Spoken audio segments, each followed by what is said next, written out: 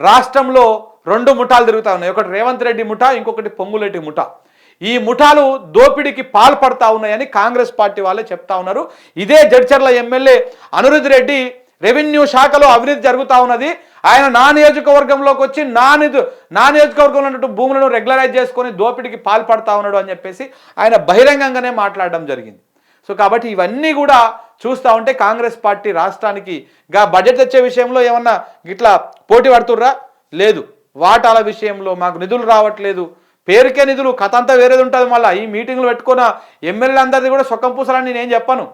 వీళ్ళందరికీ నియోజకవర్గానికి నిధులు వస్తలేవని కాదు ఇలా కథ, వీళ్ళ ఫైల్ ఏవో ఆగిపోయి ఉంటాయి. మీరు ఇదే మల్లు రవి టీవీ 9తో మాట్లాడి ఒక బయటలో మీరు అది చూడండి కావాలంటే. ఏమంటాడు, ఒక ఫైలు అనిరుద్ రెడ్డి ఫైల్ ఏదో ఆగిపోయిందంట, ఆ ఫైల్ కోసమే వీళ్ళందరూ మీటింగ్ అయ్యారని చెప్పి, అంటే సొంతంగా ఏదో అయిపోతే వాళ్ళు అది చేస్తారనమాట. ఈ ఎమ్మెల్యేలు దోసుకోవడానికి సరిపోతలేదనే ఇట్లా ఈ గుంపు మీటింగ్ పెట్టుకున్నారు. ఎందుకంటే వీళ్ళ పైనటువంటి మంత్రులు, ముఖ్యమంత్రి వాళ్ళే మొత్తం మెజారిటీగా దోసుకొని తింటున్నారు అనేది వీళ్ళ ఆరోపణ ప్రధానంగా.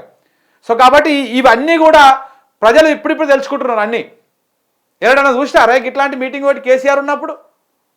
ఈడు దోసుకుంటున్నాడు, ఆడు దోసుకుంటున్నాడు, ఈ కథలు ఎంతసేపు నా మీడియాలో వచ్చినటువంటి కథలే. కానీ గిట్లా ఎమ్మెల్యేలు బయటకు వచ్చి మీటింగ్లు పెట్టుకొని ఇగో ఈ మా మంత్రి దోసుకుంటాడు అని చెప్పేసి ఏనడం చూసిరా? కాంగ్రెస్ అంటేనే దోసుకోవడం, లోపుకోవడం, తాగడం ఉన్న కాడికి ఈ కార్యక్రమం చేస్తూ ఉన్నారు. 100% ఎమ్మెల్యేల తిరుగుబాటు నిజమే అనేది క్లారిటీ వచ్చేసింది.